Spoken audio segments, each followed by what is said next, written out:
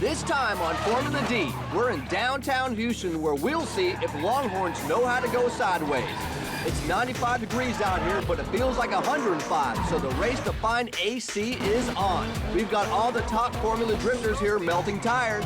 Lots of speed, lots of smoke, and that's about how it went. A die-hard crowd of drift cowboys. And a car show that proves Houston, Texas is on the drift map. We're drifting here with burning rubber, having a good time. Houston rocks.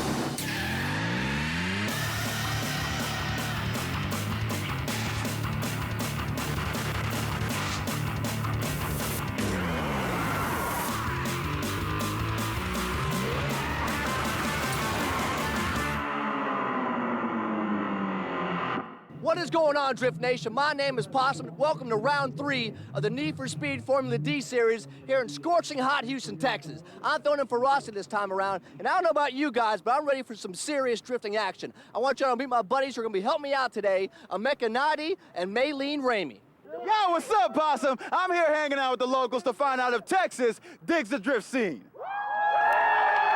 That's what I'm talking about. Hey, Possum, Maylene here. I'll be in the pits trying to find out if this heat is having any effect on the drivers and their cars. Houston, Texas is home to round 3 of the Formula Drift Championship, and despite the jungle-like heat and humidity, is an awesome place to do some drifting. We're right across the street from Six Flags at Reliance Center, which was created to be the home of the Houston Texans. Locals are used to watching football here, not to mention the rodeo, but FD was here in '04, and drifting has been sweeping through Texas like a prairie fire. Luckily, all the smoke we'll see this weekend is coming off cement, as the FD drivers have had a few hours to get acclimated to the heat and to the track. Beautiful state, people are cool, but it is hot. I'm from Maryland, and you know, it's pretty hot and humid, but this is ridiculous. I'm sitting in a sauna here. Losing some weight in Houston. It's hot, hot, hot. Got my umbrella, got my mister. Oh my God, it's hot in this thing. You don't want to be out here in Texas. Insane. The heat affects me more than the car. The car, it's cool, it's really stable. The temperature's not rising at all, it's just really consistent. In fact, I'm dying out here. I have a helmet cooler thing, but it's not working. In order to fill the stands like they always do, the boys at Formula Drift transformed the parking lot of the Reliance Center into a world-class drift track. Complete with a high-speed entry, a sick 3-turn switchback, and a couple of bumps that will surely send a few cars flying. It's hard out there. There's a lot of people who've had a rough time out there, and the course is challenging, but it's fun. It's fast. The track is very challenging. You've got 2 big drainage dips entering into the first corner, which is, I would have to say, on the gear speed and RPM, we're running in about 85, 90 mile an hour. The most challenging part is the entry, because they want a high-speed entry, and there are 2 bumps right before turn 1. It's hard to keep the car sideways over the bump. Some cars, you know, seems like they have no problem, but my car, I'm almost like, I feel like I'm breaking the car. That bump is messing us up. The more power you have, you can probably just go through that bump really fast.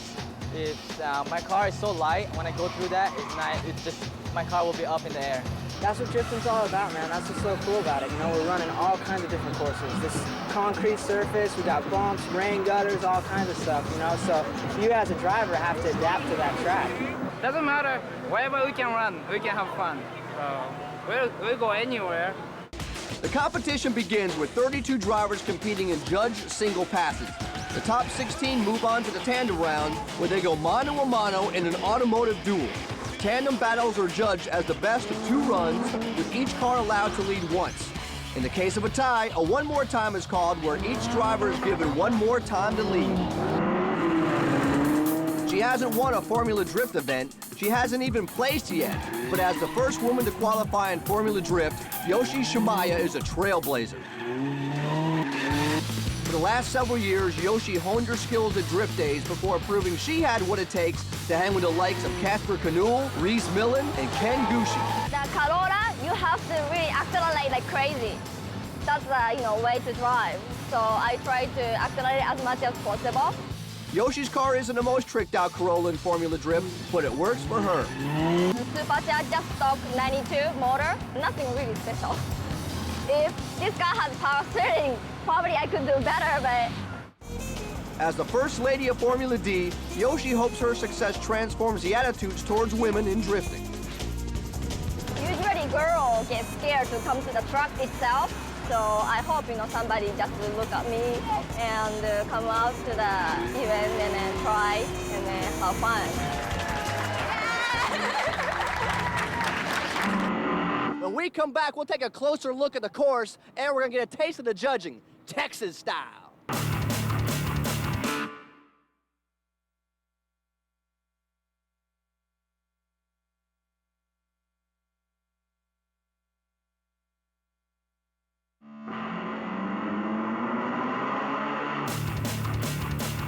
What's happening, you drift freaks? Now, the last two Formula D events have been on racetracks. One an oval, the other was a road course. But this track was specially designed by Formula Drift in a Reliant Stadium parking lot for this event. We went for a walk with the judges to find out what exactly they're looking for from the drivers on this track. The course here begins with a rolling start, and after the long straight, there is a really tricky entry into the first right-hand sweeper, as there is a drainage dip in the middle of the first initiation point. ダーンとこう跳ねちゃうんでデンジャラスゾーンだから車高の低い車はフロントバンパーがここでダーンと当たっちゃう Cars are going to bottom out over here, especially the rear low cars. For the first half of the right-hand sweeper, judges will concentrate on entry speed and drift angle. They could come in any angle around here, because this is not where the main clipping point is. It's farther up there. So if they're coming in close or wide, it really doesn't matter, as long as their their angle is good. The key is to look for the guys to find the line the fastest. If their speed is, if they go in too hot and they go too fast, they're going to overshoot that clipping point, they're going to go out wide. What we're going to want to see is where, if they go wide here, they're going to want to like gradually just bring it right here. This is the point right here. The drifters want their line through the big sweeper to set them up to hit the first clipping point, which is close to the exit of the first turn. They need to hit this point in a way that will set them up for a smooth transition to hit the second clipping point while staying in drift. The second clipping point is the late apex out of the left-hander, setting up the drivers for one last clipping point that is essentially the center of the last right-hand turn. And then one last sweep so the drivers can line up again.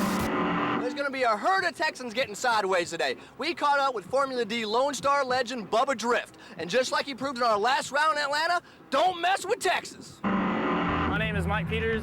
I'm driving the Bubba Drift El Camino. We are here today to kill all of those tires. This is my car. It's a 19 Hachiroku El Camino. That's 1986. It's the only car out here with a automatic transmission. We have completely non-adjustable suspension. We have 1988 Trans Am junkyard seats. Can't find that just anywhere. Crappy brakes. Under the hood, we've got an LS1 out of a 98 Corvette. We've got a Magnacharger blower on it. We should be pushing about 440 to the rear wheels. Inside, we have these gauges. None of them work. And we have this e-brake. It's a foot pedal. We turned upside down because it's all we had. So we Jimmy rigged this wrench on. We've got the Flowmaster exhaust. It comes out at a 45-degree angle. And that's about it. That's our automatic, cheap, redneck drift car at Bubba Drift. Bubba's got to take his A6 Caballero to qualifying, where all the drivers are lined up to land a spot in the round of 16. Qualifying was really actually pretty good. I made a mistake on the first one. A little bumpy out there. I've only got to run the course a few times. We had quite a few car problems, but I think we got it dialed in towards the end. Practice time was really bad, but qualifying actually looked good. It went pretty well. Probably my 3 best runs of the day. I was pretty happy with them. It's a tough crowd out here today, so hopefully they were good enough. It's all or nothing, you know, because everyone is so good now that there's way more than 16 good drivers anymore. So you got to really just give it all you got. I had a good clean run on my second run, and I wanted to take it to the third run about almost 100%, and I clutched it and just went straight to the wall. I felt that I entered very fast, a lot faster than I was in practice.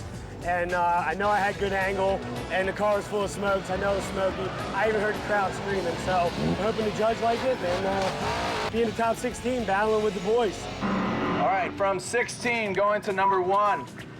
Qualifying 16th, James Bondurant. Number 15, Laundromat King, Andy Yen.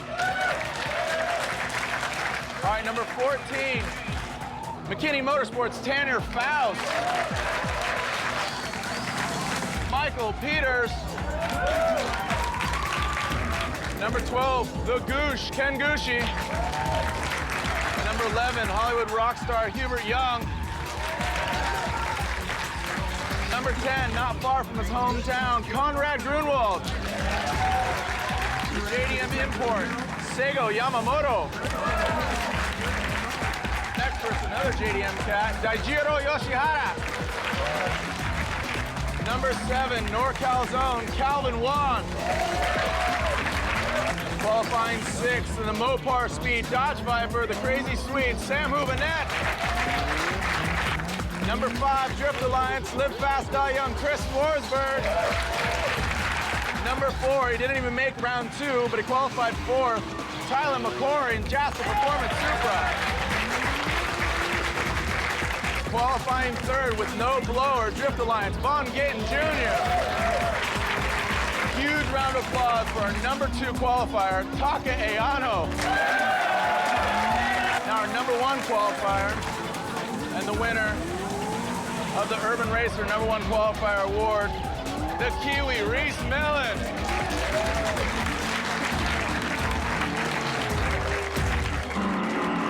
Reese proves again he has ice in his veins.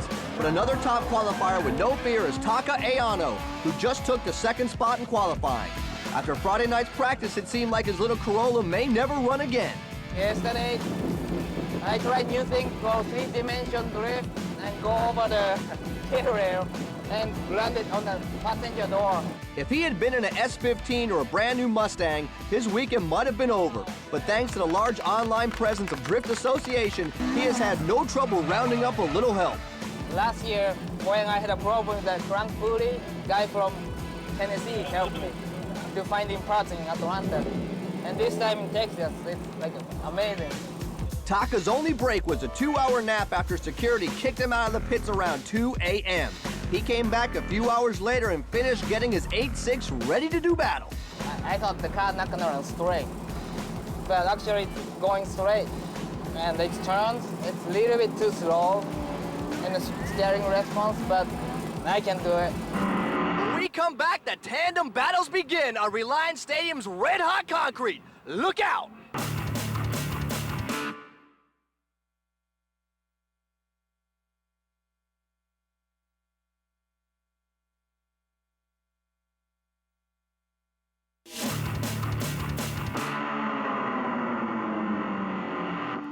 T-Mobile is on the spot here in Houston, Texas for the 3rd Formula D event of the season. The drivers are lined up for their tandem battle, so we're headed over to see how they're going to tackle this relatively technical course.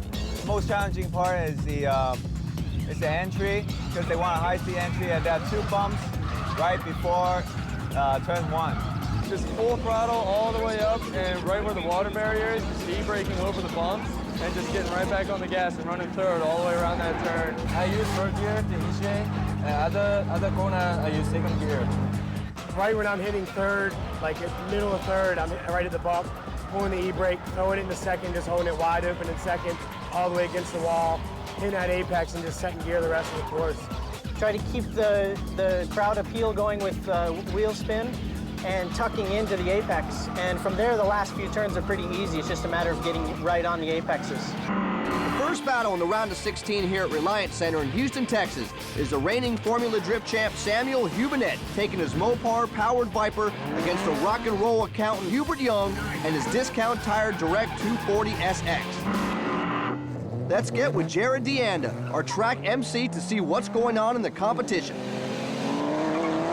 Here's our first tandem battle. Get on your feet. This is Sam Houbinet and Hubert Young. Whoa!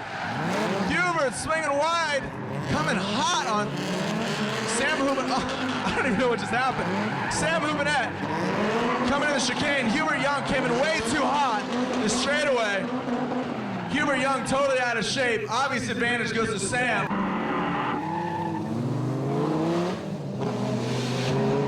Look at Hubert Young. Hubert Young coming in hot, trying to pull away.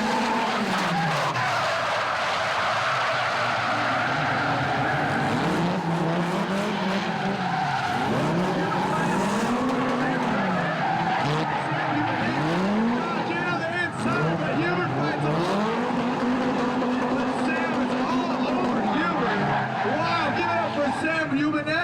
and Hubert Young.